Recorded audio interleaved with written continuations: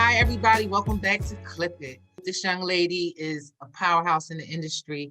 We are going to cover some of her accomplishments in the beauty industry. She is a CEO of Extensions Expo. She is a young entrepreneur whose reputation has exceeded itself.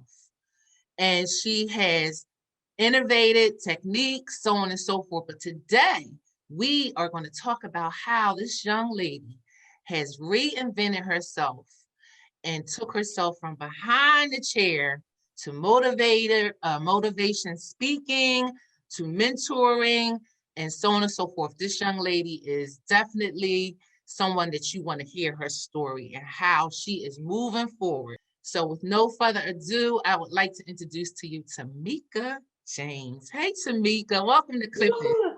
Hey, hello. Thank you for having me today. Yes, yes. So, can you just tell my audience just a little bit of your background and you're from Jersey and how you started in the beauty industry? Okay. So yeah, licensed cosmetologist from New Jersey. I actually moved, which is really cool. I can tell you guys about that later. But Okay. I have been licensed for over 25 years. And even from the beginning of my journey, it wasn't the straight path. Like I've always done things in such a different way from everyone else. I didn't even go to cosmetology school in a normal manner. So that's another story. But Okay. yeah, I got my license, first time around when I took my test. I was really excited about doing hair and servicing people and making people happy. So, I've just gotten to a point where I can see that there's so much more for me that I need to be doing. Behind the chair showed me a lot of things about myself and about life. And I made a lot of decisions based on everything that was going on.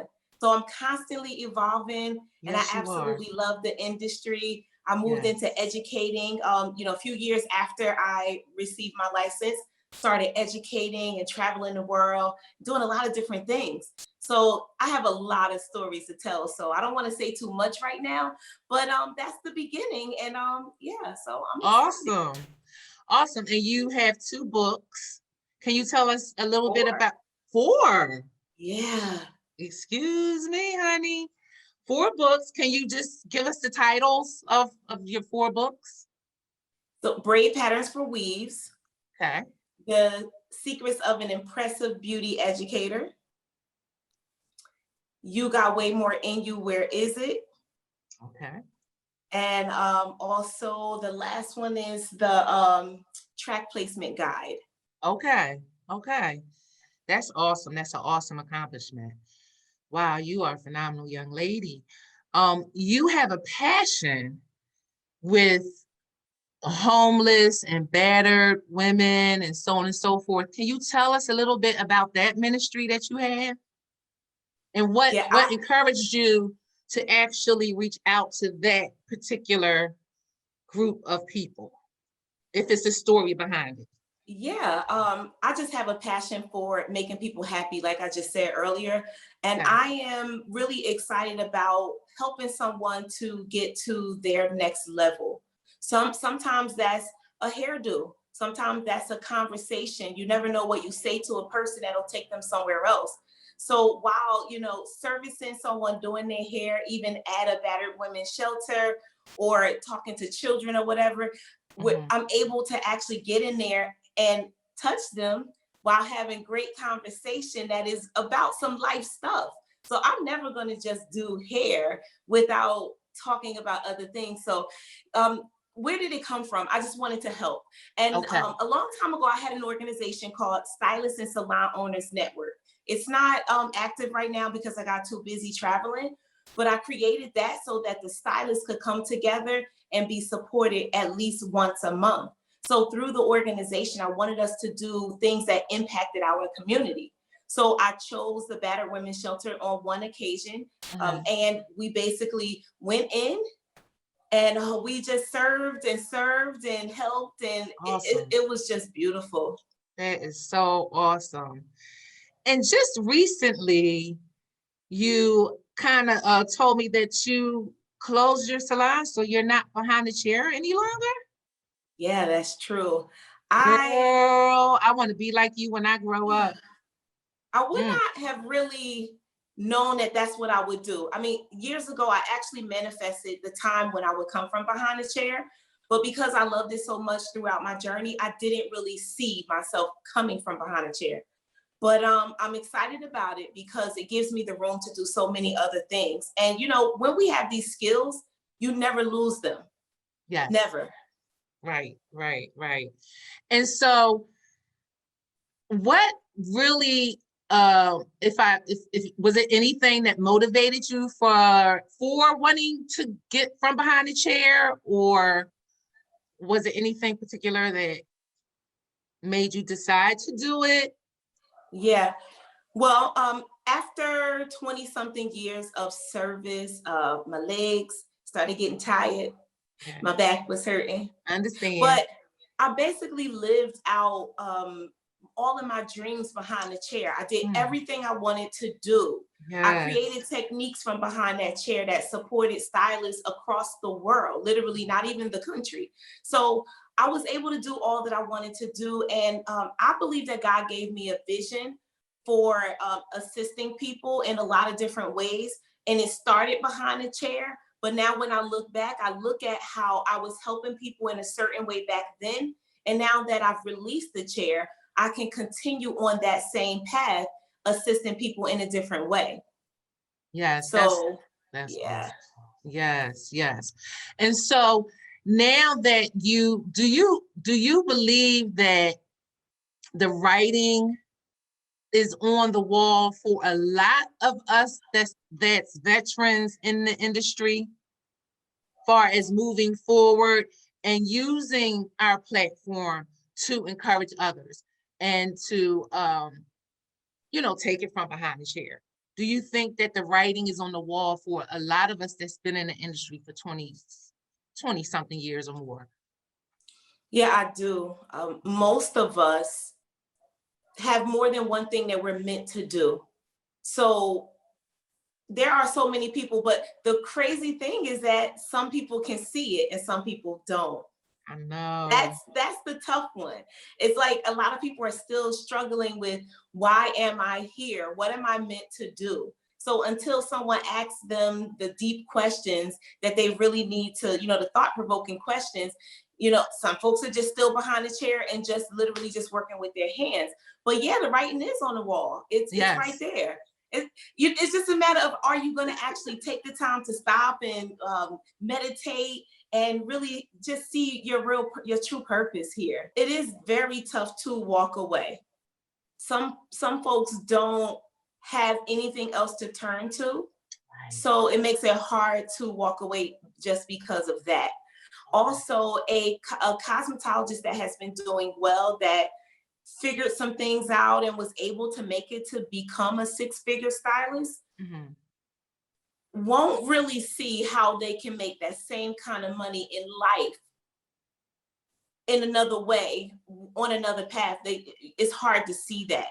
So it becomes very difficult to figure, what else can I do? Especially after 10, 15, 20 years, when you have been waking up and you can wear your hair any way you want. You can put on any type of clothing that you choose based on where your salon is located and the type of clientele you have. You're able to just kind of do things your own way. So now, how do you fit into society to make over six figures is the question. So when someone can't see that, it makes it difficult to leave. But I will tell you another thing about it being difficult to leave. I hear this. I've been servicing these people for years. They need me. They will be so sad if I leave. Like, I can't leave them. But not realizing you actually have your own destiny. So that is kind of what happens to a lot of folks. Yeah. Wow.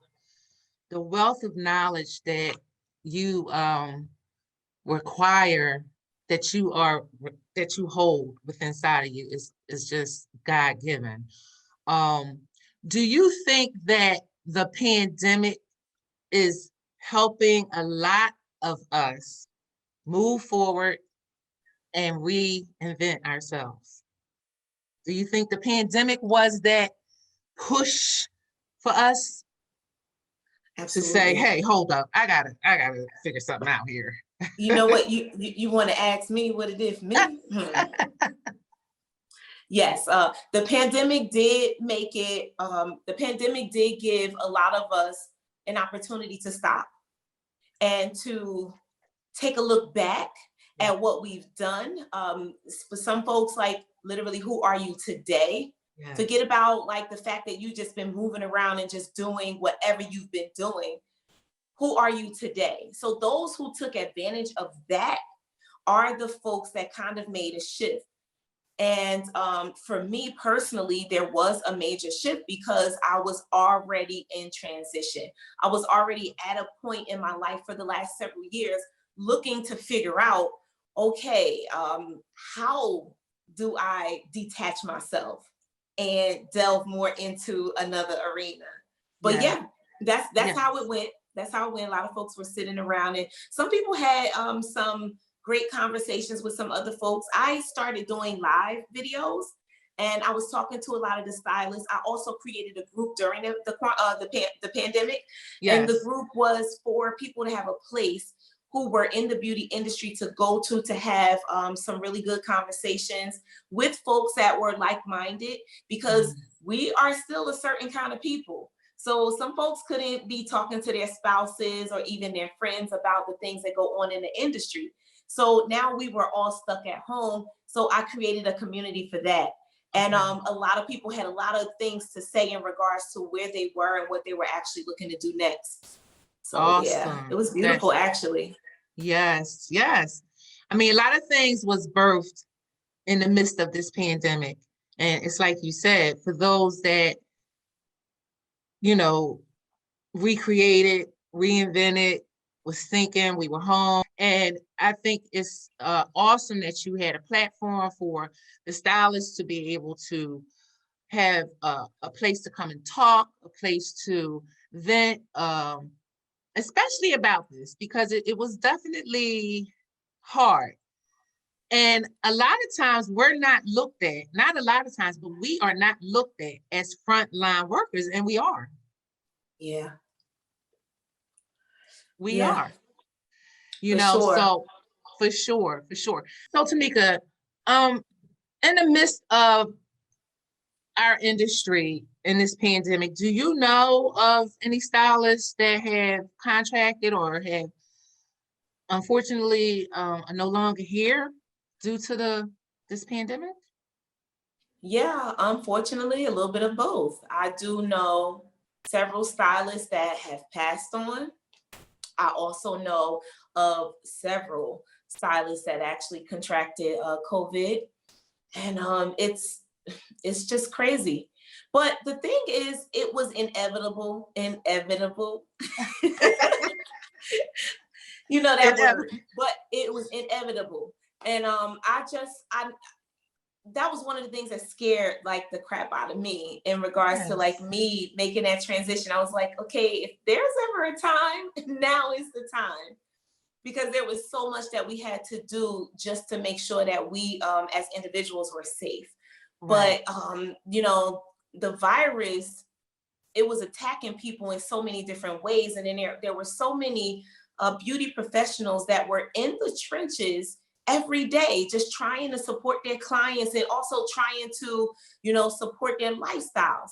And I was so happy that there was PPP, there was EIDL, that helped out a lot of people. But the sad part was there were so many that didn't have their ducks the right in credentials, that weren't able to actually get these things. So that was another unfortunate thing. And I think that that was what kept a lot of stylists going back into the salon immediately, because they didn't know what else to do. It's like, I've been doing hair all of these years. I don't know what else to do.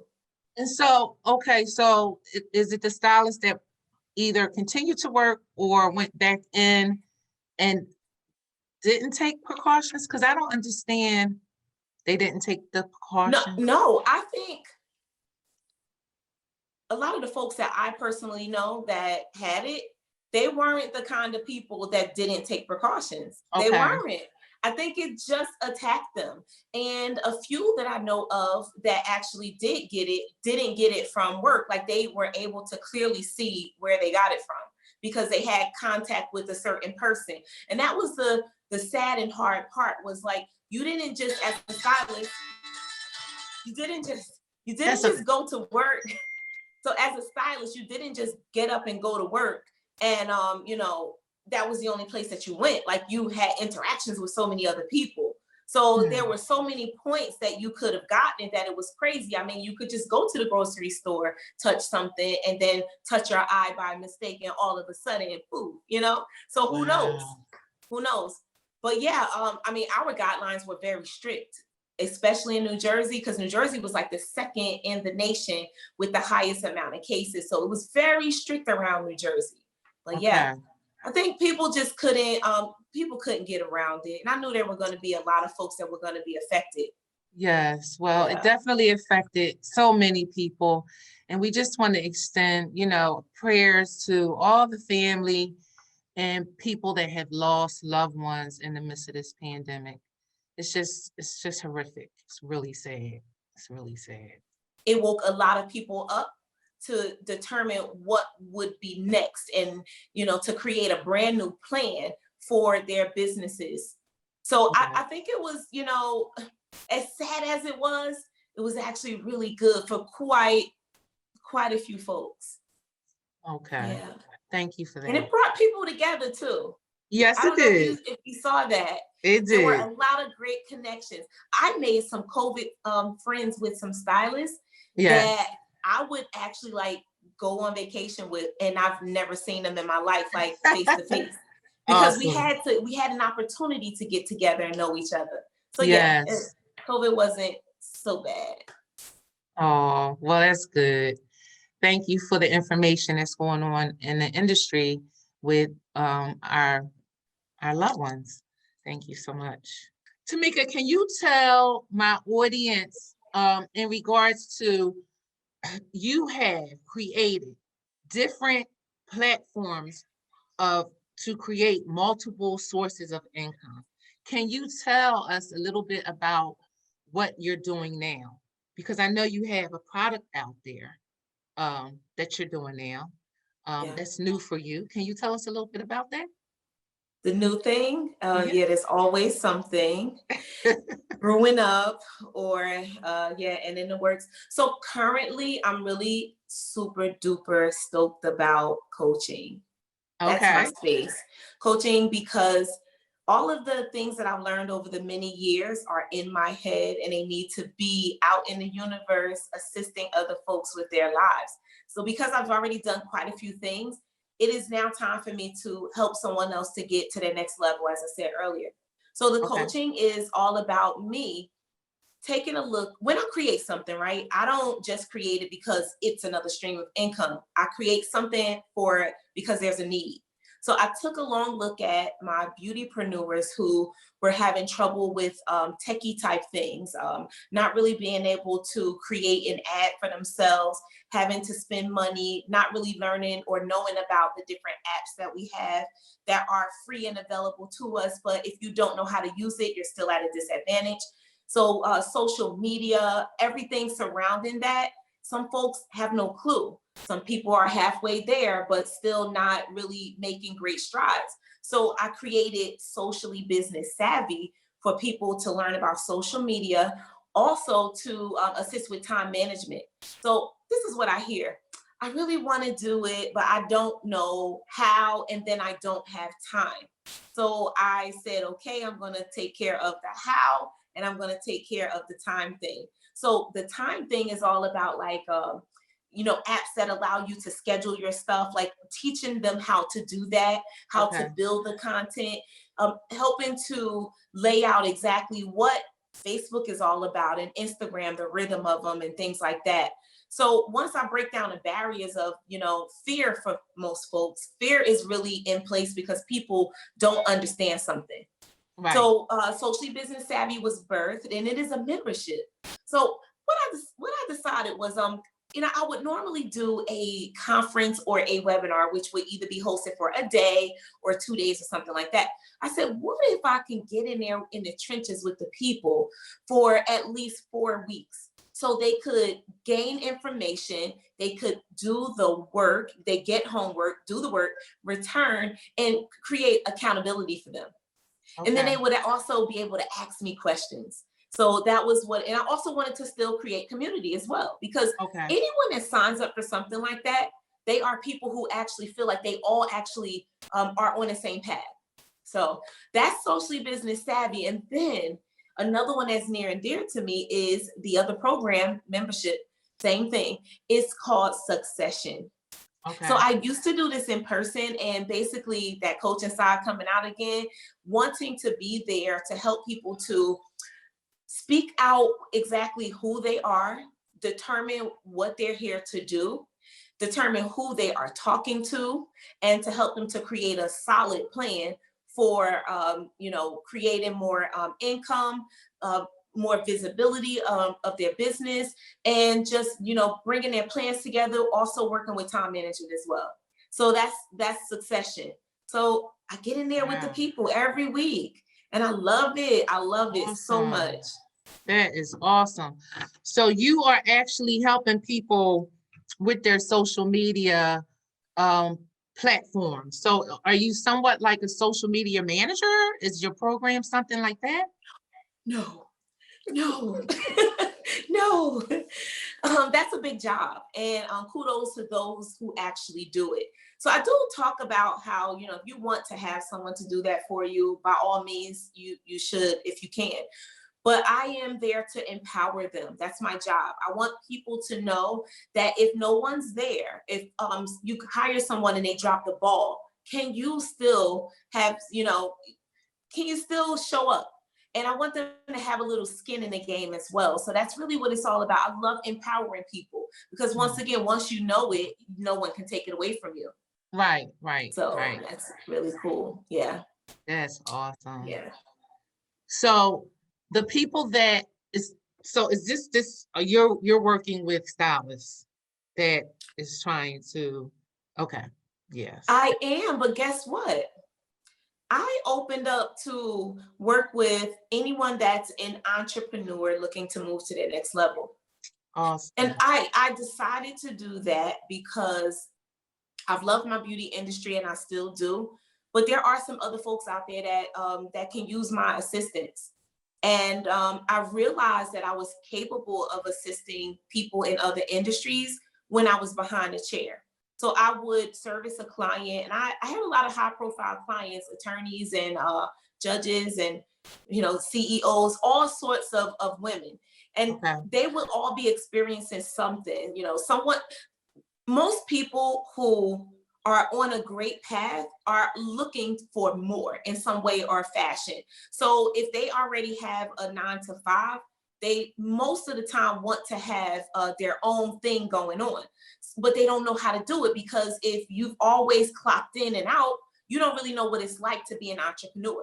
So I would help people from behind a chair. And that was where one of my books was birthed as well, by me knowing that I can actually assist many different people. So, I opened up my audience. I wanted to talk to other folks. Yeah. Awesome. And I've been doing that too.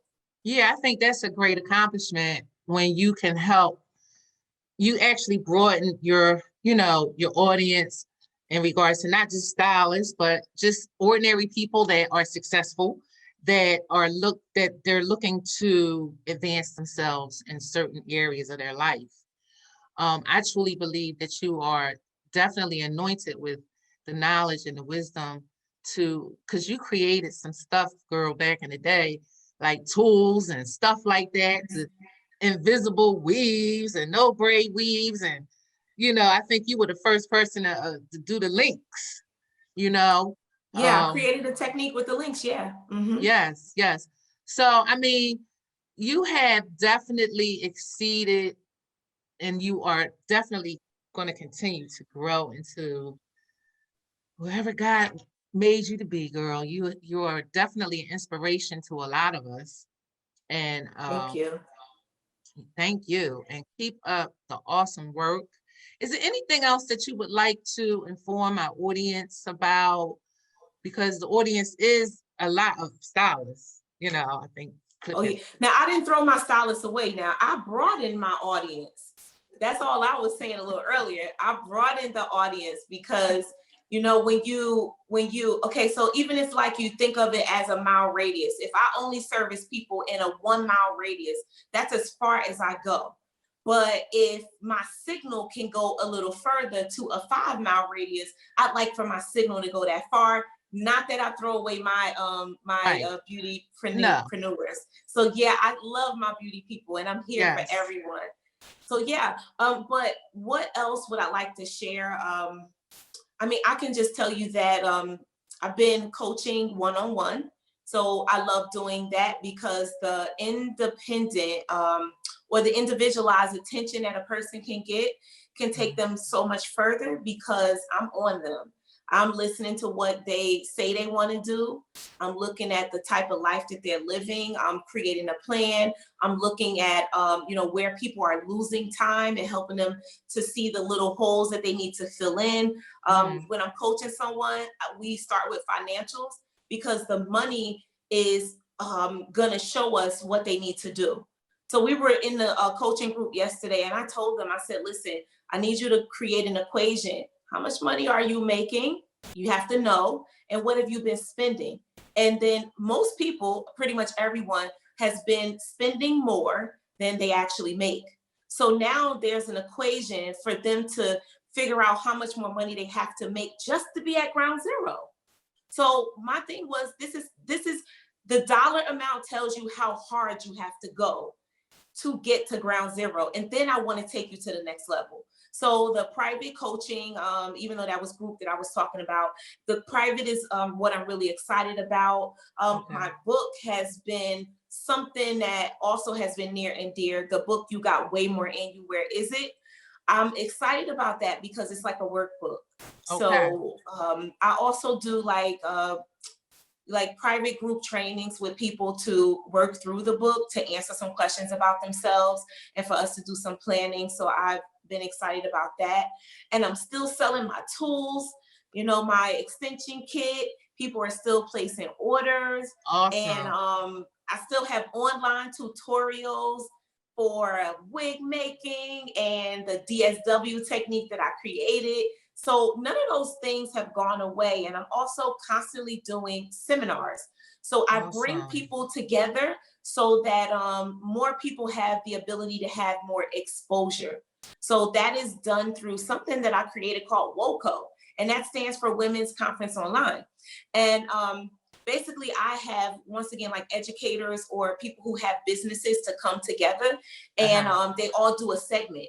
So for like several hours, people sign on and they get to meet these entrepreneurs. And then another part of WOCO is something that I call the virtual shopping mall. So this was birthed during the pandemic. So basically, what is that? So I knew that a lot of my, especially beautypreneurs, were at home and couldn't open their doors to their salons, but still had things to sell. They had their own product lines, or they sold other people's product lines.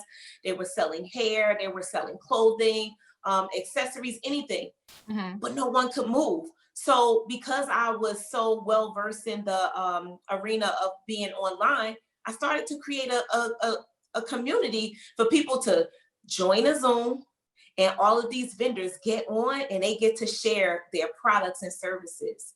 Awesome. So the people that join can actually shop. So it's a virtual shopping experience. Oh, wow. Yeah. You are an inventor, creator, girl. That's awesome. So I just want to give, take my hat off to you in regards to all of your accomplishments. And like you said, the money is important. Do you think, and I'm gonna tie this up, but do you think that because a lot of us we lost more than half of our clientele, is that affecting a lot of the entrepreneur stylists in the industry at this point? Or do you find that they are still somewhat comfortable. But I know that if you were a six-figure stylist, I know definitely that. Well, I'm not gonna say definitely not for everybody, but do you think people are still making that kind of money in the midst of this pandemic? Most are not, and Okay. there are very few that are maintaining well. Those that are maintaining well, they had a really good sense of business. So they probably took courses, or, they were in the right place at the right time to learn how to run their business like a business. And they weren't just popping in and Mhm. doing hair. So Okay. those are the folks that are surviving. During the pandemic, we spoke a lot about the changes that had to be made. There was more money that was spent on PPE. There were changes in regards to the fact that now you can't service 2, 3, and which is what we should not have been doing anyway. But you can't service We 2, 3, love and 4 that. We clients. love that. So you had to restructure exactly how you were doing things. So those who figured out how to raise their prices properly, and those who figured out how to do some retail, those who also figured out how to still work behind the chair but do something digitally, are the ones that are surviving. So that's who's still in the game, and Yes. okay. But then there are those who just didn't know what to do, and a lot of doors closed. A lot of doors Wow. closed. Wow. That's so sad to hear. So sad. Well, Tamika James, I'm telling you, thank you so much for coming on to Clip It with all of your wealth of knowledge. And I just want my audience to know that everything that this young lady is accomplishing is going to be in the captions below. You can reach out to her in regards to all of her online classes, her seminars, everything that this young lady has to offer. Clip It is going to have her information in the caption below. Please spread the good news. Don't forget to subscribe and ring the bell. And again, thank you so much, Tamika James, for coming on to Clip It Real Talk. This was an awesome conversation. And may you continue your success and your blessings. Thank you. Thank you, Clip It Real Talk, for having me. You're welcome.